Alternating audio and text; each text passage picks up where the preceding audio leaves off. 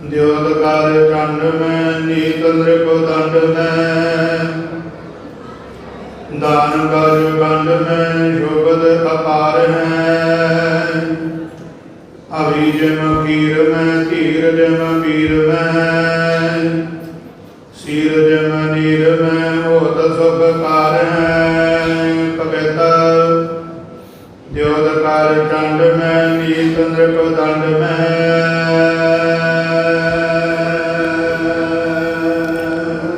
वाहिगुरु जी का खालसा वाहिगुरु जी की फतेह। सतगुरां दी साजी नवाजी, गुरु प्यारी, गुरु सवारी, गुरु खालसा साध संगत जी, चाबर छात्र तखत दे मालक, गुरता गद्दी ते शोभायमान, दसां पातशाहियां दी आत्मक जोत, जुगो जुग अटल गरीब नवाज पातशाह,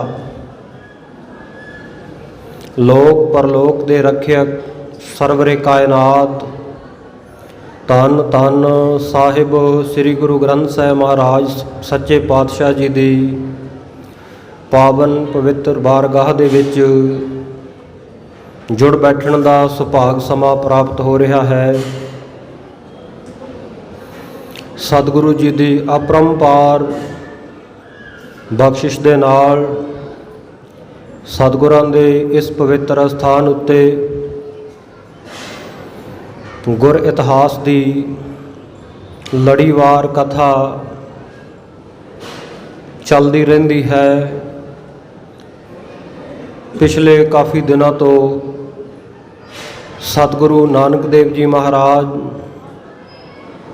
सच्चे पातशाह जी दे पवित्र जीवन नूं आपां लड़ीवार विचारदे आ रहे हाँ।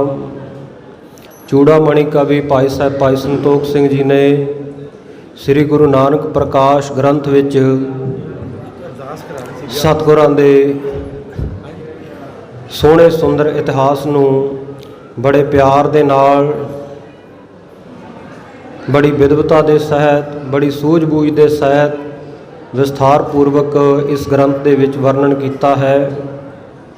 सतगुरु जी की ये कथा भाई बाले वाली जन्म साखी का उलत्था है। भाई बाले वाली जन्म साखी जो वार्तक विच है, पर चूड़ामणि कवि महाकवि भाई संतोख सिंह जी ने इस नूं सुंदर छंदाबंदी दे काव्य के नियमां के मुताबक वख-वख छंदां की वरतों करदिआं होइआं सोहणे तरीके दे नाल गुंथन किया है। खडूर साहब की धरती उत्ते सतगुरु अंगद देव महाराज सच्चे पातशाह जी नूं भाई बाला संधू जी सतगुरु साहब जी के जीवन साथी रहे, गुरु नानक देव जी के बाल सखाई ये कथा सुना रहे हैं। खडूर साहिब जिथे गुरुद्वारा तपियाणा साहिब है, इस जगह के उत्ते बह के भाई बाला जी ने सतगुरु नानक देव महाराज जी का जीवन इतिहास सुनाया है। सुनने वालियां विच एक तो आप सतगुरु अंगद देव महाराज, दूजे ब्रह्म ज्ञानी बाबा बुढ़ा साहब जी, परमहंस भाई पारो जुलका जी, भाई जीवा जी, भाई धिंगा जी इत्यादि बेअंत गुरु के सिख भाई जोध वर्गे विराजमान हैं। भाई पैड़ा मोखा खत्री ये कथा नूं नाल नाल लिख रहा है। जिमें ये कथा सतगुरु सच्चे पातशाह जी नूं सुनाई, उस दी भाई बाले वाली जन्म साखी बनी और उस जन्म साखी तो सेध लैंदियां होइआं कवि भाई संतोख सिंह जी ने ये इतिहास नूं लिख के खालसा पंथ नूं भेंट किया है। बीते कल आपां सरवण किया कि सतगुरु सच्चे पातशाह जी नूं पिता मेहता कालू जी 5 साल की वरेस दे विच गोपाल पांधे दे कोल पढ़न पाउण दे लई उहदी चटसाल दे विच लैके गए हन। पहले दिन ही सतगुरु जी ने अपनी तीखण बुद्धि का सबूत दिंदिआं होइआ जिन्ने हिसाब किताब जिन्नी गिणती मिणती पांधा जी वालों पढ़ाई गई है, एक दा पहाड़ा, सवा दा पहाड़ा, 1.5 ਦਾ ਪਹਾੜਾ, 3.5 ਦਾ ਪਹਾੜਾ, 4.5 ਦਾ ਪਹਾੜਾ ਇਤਿਆਦਿਕ ਸਾਰੀਆਂ ਸੰਖਿਆਵਾਂ ਨੂੰ ਬੜੇ ਸੁਖੈਣ ਤਰੀਕੇ ਦੇ ਨਾਲ ਚੇਤੇ ਕਰਕੇ ਜ਼ੁਬਾਨੀ ਸੁਣਾ ਦਿੱਤਾ ਹੈ। ਘਰ ਚਲੇ ਗਏ, ਮਾਤਾ ਨੇ ਪਿਆਰ ਕਰਕੇ ਪੁੱਛਿਆ ਅੱਜ ਕੀ ਪੜ੍ਹ ਕੇ ਆਏ ਹੋ? ਸਾਰੀ ਪੜ੍ਹੀ ਹੋਈ ਵਿਦਿਆ ਇੱਕਦਮ ਸੁਣਾ ਦਿੱਤੀ। ਇੱਧਰ ਪਾਂਧਾ ਹੈਰਾਨ ਹੈ ਕਿ ਸਤਿਗੁਰੂ ਸੱਚੇ ਪਾਤਸ਼ਾਹ ਜੀ ਇਹ ਬਾਲ ਰੂਪ ਦੇ ਵਿੱਚ ਨਾਨਕ ਜਿਹੜਾ ਪੁੱਤਰ ਹੈ ਮਹਿਤਾ ਕਾਲੂ ਦਾ, ਇਹ ਬੜੀ ਤੀਖਣ ਬੁੱਧੀ ਦਾ ਮਾਲਕ ਹੈ। ਸੋਚਿਆ ਇਸ ਨੂੰ ਵੱਖਰੇ ਤੌਰ ਦੇ ਉੱਤੇ ਪੜ੍ਹਾਵਾਂਗਾ ਤਾਂ ਕਿ ਸਮਾਂ ਬਹੁਤਾ ਨਾ ਲੱਗੇ, ਥੋੜ੍ਹੇ ਸਮੇਂ ਵਿੱਚ ਪੜ੍ਹਾ ਕੇ ਮਹਿਤਾ ਕਾਲੂ ਪਟਵਾਰੀ ਜੀ ਤੋਂ ਵੱਡਾ ਇਨਾਮ ਪ੍ਰਾਪਤ ਕਰਾਂ, ਵੱਡੀ ਭੇਟਾ ਲਵਾਂ। ਦੂਸਰੇ ਦਿਨ ਪਿਤਾ ਜੀ ਮਹਿਤਾ ਕਾਲੂ ਜੀ ਸਤਿਗੁਰੂ ਸਾਹਿਬ ਜੀ ਨੂੰ ਛੱਡ ਕੇ ਆਏ, ਪਰ ਸਤਿਗੁਰੂ ਸਾਹਿਬ ਜੀ ਪੜ੍ਹਨ ਦੀ ਬਜਾਏ ਚੁੱਪ ਕਰ ਰਹੇ। ਪਾਂਧਾ ਜੀ ਪੜ੍ਹਾਉਂਦੇ ਹਨ, ਸਤਿਗੁਰੂ ਚੁੱਪ ਹਨ। ਲੇਖਾ ਪੜ੍ਹਾਉਣ ਲੱਗੇ, ਅਕਾਊਂਟ ਪੜ੍ਹਾਉਣ ਲੱਗੇ, ਹਿਸਾਬ ਕਿਤਾਬ ਪੜ੍ਹਾਉਣ ਲੱਗੇ ਹਨ, ਪਰ ਸਤਿਗੁਰੂ ਸੱਚੇ ਪਾਤਸ਼ਾਹ ਜੀ ਬੋਲੇ ਨਹੀਂ। ਸਤਿਗੁਰੂ ਸੱਚੇ ਪਾਤਸ਼ਾਹ ਨੂੰ ਪਾਂਧਾ ਗੁੱਸੇ ਵਿੱਚ ਆ ਕੇ ਕਹਿੰਦਾ ਬਾਕੀ ਬਾਲਕ ਵੀ ਤਾਂ ਪੜ੍ਹ ਰਹੇ ਆ, ਕੱਲ ਬੜਾ ਸੋਹਣਾ ਪੜ੍ਹਿਆ ਹੈ, ਅੱਜ ਅੱਗੋਂ ਬੋਲਦਾ ਨਹੀਂ, ਲੱਗਦਾ ਖੇਡਣ ਦੇ ਵਿੱਚ ਤੇਰਾ ਚਾਅ, ਤੇਰਾ ਪ੍ਰੇਮ ਬਹੁਤਾ ਹੈ, ਮੇਰੇ ਤੋਂ ਸੋਟੀਆਂ ਖਾਵੇਂਗਾ। ਐਸੇ ਵਚਨ ਜਦੋਂ ਆਖੇ ਤਾਂ ਸਤਿਗੁਰੂ ਸੱਚੇ ਪਾਤਸ਼ਾਹ ਜੀ ਨੇ ਆਖਿਆ ਪਾਂਧਾ ਜੀ ਆਹ ਲੇਖਿਆਂ ਦਾ ਕੀ ਪੜ੍ਹਨਾ, ਜ਼ਮੀਨਾਂ ਦੀ ਮਿਣਤੀ ਗਿਣਤੀ ਕਰਨ ਵਾਲਿਆਂ ਦਾ, ਦੁਨਿਆਵੀ ਹਿਸਾਬ ਕਿਤਾਬ ਵਾਲਿਆਂ ਦਾ, ਜਿਹੜਾ ਪਰਮਾਤਮਾ ਦੀ ਦਰਗਾਹ ਵਿੱਚ ਹਿਸਾਬ ਕਿਤਾਬ ਹੋਣਾ ਹੈ, ਜੇ ਉਹ ਲੇਖਾ ਪੜ੍ਹੇ ਹੋ ਤਾਂ ਮੈਨੂੰ ਪੜ੍ਹਾ ਦਿਓ। ਫਿਰ ਸਤਿਗੁਰੂ ਜੀ ਨੇ ਸ੍ਰੀ ਰਾਗ ਮਹੱਲ ਪਹਿਲਾ ਜਾਲ ਮੋਹ ਕਸ ਮਸ ਕਰ, ਮਤ ਕਾਗਦ ਕਰ ਸਾਰ, ਭਾਉ ਕਰਮ ਕਰ ਚਿੱਤ ਲਿਖਾਰੀ, ਗੁਰ ਪੁੱਛ ਲਿਖ ਵਿਚਾਰ, ਬਾਬਾ ਇਹੋ ਲੇਖਾ ਲਿਖ ਜਾਣ, ਜਿੱਥਾ ਲੇਖਾ ਮੰਗੀਐ ਤਿੱਥੈ ਹੋਏ ਸੱਚਾ ਨਿਸ਼ਾਨ। ਇਹ ਸ਼ਬਦ ਉਚਾਰਨ ਕੀਤਾ, ਪਾਂਧੇ ਨੂੰ ਸੱਚਾ ਦਰਗਾਹ ਦਾ ਲੇਖਾ ਸਮਝਾਇਆ। ਇਹਨੇ ਸਤਿਗੁਰੂ ਸੱਚੇ ਪਾਤਸ਼ਾਹ ਜੀ ਨੂੰ ਮੱਥਾ ਟੇਕਿਆ, ਭਾਵਨਾ ਕੀਤੀ ਕਿ ਇਹ ਕੋਈ ਆਮ ਬਾਲਕ ਨਹੀਂ, ਇਹ ਕੋਈ ਅਵਤਾਰ ਪੈਗੰਬਰ ਹਨ। ਇੱਥੋਂ ਤੱਕ ਆਪਾਂ ਇਹ ਇਤਿਹਾਸ ਕੱਲ ਸਰਵਣ ਕਰ ਚੁੱਕੇ ਹਾਂ। ਅੱਗੇ ਜਿਵੇਂ ਅਗਲਾ ਪ੍ਰਸੰਗ ਅੱਜ ਆਰੰਭ ਹੋ ਰਿਹਾ ਹੈ, ਆਪਣੇ ਪਿਤਾ ਮਹਿਤਾ ਕਾਲੂ ਜੀ ਨੂੰ ਭਗਵਾਨ ਕ੍ਰਿਸ਼ਨ ਦੀ ਉਚਾਰਨ ਕੀਤੀ ਹੋਈ ਸਪਤ ਸ਼ਲੋਕੀ ਗੀਤਾ ਪੜ੍ਹ ਕੇ ਸੁਣਾਉਣੀ ਔਰ ਉਸ ਦੇ ਬਾਕਮਾਲ ਅਰਥ ਕਰਨੇ। ਇਹ ਅੱਜ ਦੇ ਦੀਵਾਨ ਦੇ ਵਿੱਚ, ਅੱਜ ਦੀ ਕਥਾ ਵਿੱਚ, ਇਸ ਪ੍ਰਸੰਗ ਵਿੱਚ ਆਪਾਂ ਸੁਣਾਂਗੇ। ਆਓ ਬੜੇ ਪਿਆਰ ਦੇ ਨਾਲ ਮਨ ਮਿਰਤੀਆਂ ਨੂੰ ਇਕਾਗਰ ਕਰਕੇ ਰੌਲੇ ਰੱਪੇ ਤੋਂ ਸੰਕੋਚ ਕਰਦੇ ਹੋਏ ਗੁਰੂ ਚਰਨਾਂ ਵਿੱਚ ਸਤਿਗੁਰਾਂ ਦੇ ਸੋਹਣੇ ਸੁੰਦਰ ਇਤਿਹਾਸ ਦਾ ਲਾਹਾ ਲਈਏ। ਸਤਿਨਾਮ ਸ੍ਰੀ ਵਾਹਿਗੁਰੂ ਸਾਹਿਬ ਜੀ। ਕਬਿਤ ਦਿਓਦ ਕਾਲੇ ਚੰਡ ਮੈਂ ਨੀਤ ਨਿਰਭ ਦੰਡ ਮੈਂ। ਕਵੀ ਭਾਈ ਸੰਤੋਖ ਸਿੰਘ ਜੀ ਭਾਵਨਾ ਵਾਲੇ ਗੁਰੂ ਕੇ ਸਿੱਖ ਹਨ। ਇਸ ਕਰਕੇ ਹਰ ਪ੍ਰਸੰਗ ਨੂੰ ਆਰੰਭ ਕਰਨ ਤੋਂ ਪਹਿਲਾਂ ਸਤਿਗੁਰੂ ਸਾਹਿਬਾਨ ਜੀ ਦਾ ਮੰਗਲ ਉਚਾਰਨ ਕਰਦੇ ਹੈ। ਇੱਥੇ ਵੀ ਅਧਿਆਏ ਦੀ ਆਰੰਭਤਾ ਤੋਂ ਪਹਿਲਾਂ ਕਵੀ ਜੀ ਨੇ ਸਤਿਗੁਰੂ ਸ੍ਰੀ ਗੁਰੂ ਗ੍ਰੰਥ ਸਾਹਿਬ ਮਹਾਰਾਜ ਜੀ ਦੀ ਮਹਿਮਾ ਵਿੱਚ ਮੰਗਲ ਉਚਾਰਨ ਕੀਤਾ ਹੈ। ਦਿਓਤ ਕਰ ਚੰਡ ਮੈਂ, ਦਿਓਤ ਨਾਮ ਹੈ ਸੂਰਜ ਦਾ। ਜਿਵੇਂ ਸਾਧ ਸੰਗਤ ਜੀ ਸੂਰਜ ਕਰ ਕਹੀਏ ਕਿਰਨਾਂ, ਚੰਡ ਮੈਂ, ਚੰਡ ਨਾਮ ਹੈ ਤੇਜ ਦਾ, ਤਪਸ਼ ਦਾ, ਤ੍ਰਿੱਖੇਪਣ ਦਾ। ਜਿਵੇਂ ਕਹਿੰਦੇ ਸੂਰਜ ਦੀਆਂ ਕਿਰਨਾਂ ਦੇ ਵਿੱਚ ਤ੍ਰਿੱਖਾਪਣ ਹੁੰਦਾ ਹੈ, ਸੂਰਜ ਆਪਣੀਆਂ ਤੇਜ ਕਿਰਨਾਂ ਕਰਕੇ ਸ੍ਰੇਸ਼ਟ ਹੈ। ਨੀਤ ਨਿਰਪ ਔਰ ਨਿਰਪ ਜਿਹੜਾ ਰਾਜਾ ਉਹ ਦੰਡ ਦੇਣ ਦੇ ਵਿੱਚ, ਨਿਆਂ ਕਰਨ ਦੇ ਵਿੱਚ, ਜੇ ਉਹ ਸਹੀ ਨੀਤੀ ਦੇ ਨਾਲ ਨਿਆਂ ਕਰੇ, ਇਨਸਾਫ ਕਰੇ ਤੇ ਉਹ ਸ੍ਰੇਸ਼ਟ ਕਹਾਉਂਦਾ ਹੈ। ਇਸੇ ਤਰ੍ਹਾਂ ਗਜ ਨਾਮ ਹੈ ਹਾਥੀ ਦਾ। ਹਾਥੀ ਦੇ ਜਿਹੜੇ ਸਾਧ ਸੰਗਤ ਜੀ ਗੰਢ ਹੁੰਦਾ, ਸੋ ਹਾਥੀ ਦੇ ਨਾ ਜਿਹੜਾ ਪੁੜਪੜੀ ਤੋਂ ਲੈ ਕੇ ਮੂੰਹ ਤੱਕ ਦਾ ਇੱਕ ਪਾਸਾ, ਇਹਨੂੰ ਸਾਧ ਸੰਗਤ ਜੀ ਗੰਢ ਸਥਲ ਕਹਿੰਦੇ ਹੈ। ਤੇ ਇਹਦੇ ਵਿੱਚੋਂ ਬੜਾ ਚੰਗਾ ਮਦ ਚੋਂਦਾ ਹੁੰਦਾ, ਬੜਾ ਖੁਸ਼ਬੂਦਾਰ ਹੁੰਦਾ। ਸੋ ਕਵੀ ਜੀ ਇੱਥੇ ਕਹਿ ਰਹੇ ਆ ਜਿਵੇਂ ਹਾਥੀ ਦੇ ਜਬਾੜੇ ਦੇ ਵਿੱਚ, ਹਾਥੀ ਦੇ ਗਲ ਦੇ ਵਿੱਚੋਂ ਜਿਹੜਾ ਉਹ ਮਦ ਟਪਕਦਾ ਹੈ ਉਹ ਸ੍ਰੇਸ਼ਟ ਹੈ ਔਰ ਬੜਾ ਸ਼ੋਭਾ ਪਾਉਣ ਵਾਲਾ ਹੈ। ਹਵੀ ਨਾਮ ਹੈ ਸਾਧ ਸੰਗਤ ਜੀ ਚਿਕਨਾਈ ਦਾ, ਥਿੰਦੇਪਣ ਦਾ, ਘਿਓ ਦਾ, ਥੰਧਾਈ ਦਾ। ਜਿਵੇਂ ਕਹਿੰਦੇ ਹਵੀ ਜਿਮ ਖੀਰ ਮਹਿ, ਜਿਵੇਂ ਖੀਰ ਨਾਮ ਦੁੱਧ ਹੈ, ਦੁੱਧ ਦੇ ਵਿੱਚ ਹਵੀ ਹੁੰਦੀ ਹੈ, ਠੰਡਾਪਣ ਹੁੰਦਾ, ਘਿਓ ਹੁੰਦਾ, ਉਹ ਸ੍ਰੇਸ਼ਟ ਹੈ। ਔਰ ਵੀਰ ਜਿਹੜੇ ਯੋਧੇ ਹੈ, ਜਿਹੜਾ ਧੀਰਜ ਧਾਰੀ ਹੋਵੇ, ਦੁਸ਼ਮਣ ਨੂੰ ਦੇਖ ਕੇ ਘਬਰਾਵੇ ਨਾ, ਉਹਦਾ ਇਹ ਸ੍ਰੇਸ਼ਟ ਗੁਣ ਹੈ ਧੀਰਜਪਣ। ਔਰ ਹਵੀ ਜਿਵੇਂ ਖੀਰ ਮੈਂ, ਜਿਵੇਂ ਸਾਧ ਸੰਗਤ ਜੀ ਘਿਓ ਸ੍ਰੇਸ਼ਟ ਹੈ ਮਨੁੱਖਾ ਸਰੀਰ ਵਾਸਤੇ। ਪਰ ਅੱਜ ਦੇ ਜ਼ਮਾਨੇ ਵਿੱਚ ਆਪਾਂ ਕਹਾਂਗੇ ਕਿ ਘਿਓ ਤਾਂ ਡਾਕਟਰ ਬੰਦ ਕਰਦੇ ਆ ਜੀ, ਘਿਓ ਸ੍ਰੇਸ਼ਟ ਕਿਵੇਂ ਹੋਇਆ? ਉਹ ਸਾਧ ਸੰਗਤ ਜੀ ਘਿਓ ਜਿਹੜਾ, ਜਿਵੇਂ ਆਪਾਂ ਗੱਡੀ ਆਪਣੀ ਕੋਈ ਮੋਟਰਸਾਈਕਲ ਚਲਾਉਂਦੇ ਆ, ਉਹਦੇ ਵਿੱਚ ਆਪਾਂ ਇੰਜਨ ਆਇਲ ਪਾਉਂਦੇ ਆ, ਤੇਲ ਪਾਈਦਾ ਤਾਂ ਕਿ ਉਹਦਾ ਇੰਜਨ ਸੌਖਾ ਚੱਲਦਾ ਰਹੇ। ਇਸੇ ਤਰ੍ਹਾਂ ਸਰੀਰ ਨੂੰ ਜੋ ਥੰਧਿਆਈ ਦੀ ਲੋੜ ਹੈ, ਸਰੀਰ ਨੂੰ ਜੋ ਚਿਕਨੇਪਣ ਦੀ ਲੋੜ ਹੈ, ਉਹ ਘਿਓ ਪੂਰੀ ਕਰਦਾ ਹੈ। ਦੇਸੀ ਘਿਓ ਸ਼ੁੱਧ ਹੋਵੇ, ਬਸ਼ਰਤੇ ਕਿ ਖਾਲਸ ਹੋਵੇ, ਨਹੀਂ ਤਾਂ ਮਿਲਾਵਟ ਵਾਲਾ ਤਾਂ ਬਹੁਤ ਬਿਮਾਰੀਆਂ ਵੀ ਪੈਦਾ ਕਰਦਾ ਹੈ। ਔਰ ਇਸੇ ਤਰ੍ਹਾਂ ਜਦੋਂ ਆਪਾਂ ਸਵਾਦ ਵਿੱਚ ਮਾਤਰਾ ਤੋਂ ਬਹੁਤਾ ਜ਼ਿਆਦਾ ਖਾਂਦੇ ਆ, ਤੇ ਉਸ ਵੇਲੇ ਸਾਡੇ ਸਰੀਰ ਨੂੰ ਸਮੱਸਿਆਵਾਂ ਵੀ ਆਉਂਦੀਆਂ, ਜਿਸ ਕਰਕੇ ਡਾਕਟਰ ਬੰਦ ਕਰ ਦਿੰਦੇ ਆ। ਪਰ ਹਵੀ ਜਿਵੇਂ ਖੀਰ ਮੈਂ, ਇਹ ਸ੍ਰੇਸ਼ਟਤਾ ਹੈ ਇਹਦੀ ਮਨੁੱਖਾ ਸਰੀਰ ਨੂੰ ਠੀਕ ਕਰਨ ਦੇ ਵਿੱਚ। ਜਿਵੇਂ ਕਹਿੰਦੇ ਦੁੱਧ ਦੇ ਵਿੱਚ ਘਿਓ ਹੁੰਦਾ ਹੈ, ਸੂਰਮਾ ਜਿਹੜਾ ਉਹ ਧੀਰਜ ਧਾਰੀ ਸ੍ਰੇਸ਼ਟ ਹੈ। ਔਰ ਨੀਰ ਪਾਣੀ ਦੇ ਵਿੱਚ ਜਿਵੇਂ ਸ਼ੀਤਲਤਾ ਹੁੰਦੀ, ਉਹ ਸ੍ਰੇਸ਼ਟ ਹੈ। ਇਹ ਸਾਰੀਆਂ ਚੀਜ਼ਾਂ ਸੁੱਖ ਬਖਸ਼ਣ ਵਾਲੀਆਂ ਹੈ। ਦੁੱਧ ਦੇ ਵਿੱਚ ਘਿਓ, ਮੈਦਾਨੇ ਜੰਗ ਦੇ ਵਿੱਚ ਸੂਰਮੇ ਦਾ ਧੀਰਜ, ਔਰ ਇਸੇ ਤਰ੍ਹਾਂ ਨੀਰ ਦੀ, ਪਾਣੀ ਦੀ, ਜਲ ਦੀ ਸ਼ੀਤਲਤਾ, ਇਹ ਸੁੱਖਕਾਰ, ਸੁੱਖ ਉਪਜਾਉਣ ਵਾਲੇ ਹਨ। ਜਿਵੇਂ ਇੰਦ ਨਾਮ ਚੰਦਰਮਾ ਦਾ ਹੈ, ਚੰਦਰਮਾ ਦੀਆਂ ਜਿਹੜੀਆਂ ਸੋਹਣੀਆਂ ਰਿਸ਼ਮਾ ਕਿਰਨਾਂ ਹਨ, ਸੋ ਉਹ ਵੀ ਨਿਸ਼ਚੇ ਕਰਕੇ ਜਾਣੀਆਂ ਜਾਂਦੀਆਂ, ਬਹੁਤ ਚੰਗੀਆਂ ਹਨ। ਇਸੇ ਤਰ੍ਹਾਂ ਅਰਬਿੰਦ ਕਮਲ ਦੇ ਵਿੱਚ ਜਿਹੜੀ ਸੁਗੰਧੀ ਹੈ, ਉਹ ਵੀ ਸ੍ਰੇਸ਼ਟ ਜਾਣੀ ਜਾਂਦੀ ਹੈ। ਇਸੇ ਤਰ੍ਹਾਂ ਜਿਹੜਾ ਮੋਖ ਮੁਕਤੀ ਦਾ ਗੁਣ ਹੈ, ਤਤ ਬਿੰਦ ਮੈਂ ਤਤ ਵੇਤੇ ਸਾਧੂ ਮਹਾਂਪੁਰਖਾਂ ਦੇ ਵਿੱਚ, ਇਹ ਨਿਸ਼ਚੇ ਕਰਕੇ, ਨਿਰਣਾ ਕਰਕੇ ਜਾਣਿਆ ਜਾਂਦਾ ਹੈ।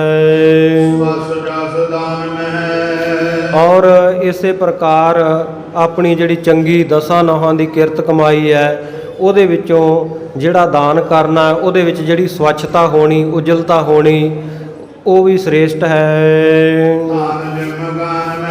ਔਰ ਇਸੇ ਤਰ੍ਹਾਂ ਤਾਨ ਜਿਮ ਗਾਨ ਮਹਿ, ਜਦੋਂ ਗਾਉਣਾ ਹੁੰਦਾ ਹੈ, ਸੰਗੀਤ ਗਾਇਆ ਜਾਂਦਾ, ਕੋਈ ਗੀਤ ਆਦਿਕ, ਤੇ ਸਾਧ ਸੰਗਤ ਜੀ ਉਹਦੇ ਵਿੱਚ ਜਿਹੜੀਆਂ ਤਾਨਾਂ, ਉਹ ਜਿਹੜੇ ਲੋਕ ਲਾਉਂਦੇ ਆ, ਗਵਈਏ ਲਾਉਂਦੇ ਆ, ਉਹ ਸ੍ਰੇਸ਼ਟ ਮੰਨੀਆਂ ਜਾਂਦੀਆਂ।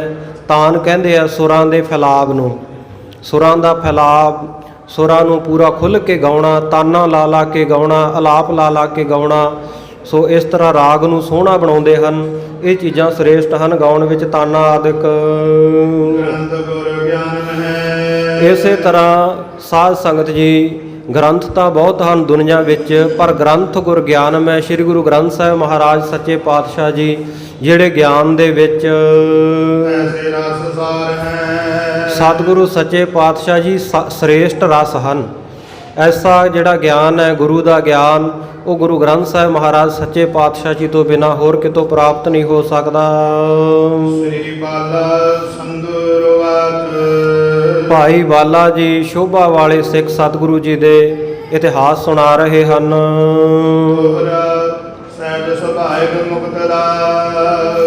ਸਤਿਗੁਰੂ ਸੱਚੇ ਪਾਤਸ਼ਾਹ ਧੰਨ ਗੁਰੂ ਨਾਨਕ ਦੇਵ ਮਹਾਰਾਜ, ਜਿਹੜੇ ਬੜੇ ਸਹਿਜ ਸੁਭਾਅ ਵਾਲੇ ਹਨ, ਬੜੇ ਸ਼ੁਭ ਸੁਭਾਅ ਵਾਲੇ ਹਨ, ਔਰ ਮੁਕਤੀ ਦੇ ਦਾਤੇ ਹਨ। ਪਾਂਧਾ ਜੀ ਦੇ ਕੋਲੋਂ ਪੜ੍ਹ ਕੇ ਜਿਸ ਵੇਲੇ ਆਪਣੇ ਘਰ ਆਉਂਦੇ ਭਏ ਘਰ ਪਹੁੰਚ ਗਏ। ਪੈਰਾਂ ਦੇ ਵਿੱਚ ਜਿਹੜੇ ਪੌਂਟੇ ਪਾਏ ਹੋਏ ਐ, ਉਹਨਾਂ ਦੇ ਛਣਕਾਰ ਪੈਂਦੀ ਹੈ, ਔਰ ਕੱਟ ਕਿੰਕਣੀ ਲੱਕ ਦੁਆਲੇ ਜਿਹੜੀ ਤੜਾਗੀ, ਉਹਦੇ ਘੁੰਗਰੂ ਖੜਕਦੇ ਹਨ। ਇਉਂ ਸ਼ਬਦ ਦਾ, ਆਵਾਜ਼ੇ ਦਾ ਪ੍ਰਕਾਸ਼ ਹੁੰਦਾ, ਆਵਾਜ਼ ਪ੍ਰਗਟ ਹੋ ਰਹੀ ਹੈ। ਮਾਤਾ ਨੇ ਆਪਣੇ ਪੁੱਤਰ ਨੂੰ ਘਰ ਆਇਆ ਦੇਖ ਕੇ ਸਾਧ ਸੰਗਤ ਜੀ ਬਚਨ ਕੀਤੇ।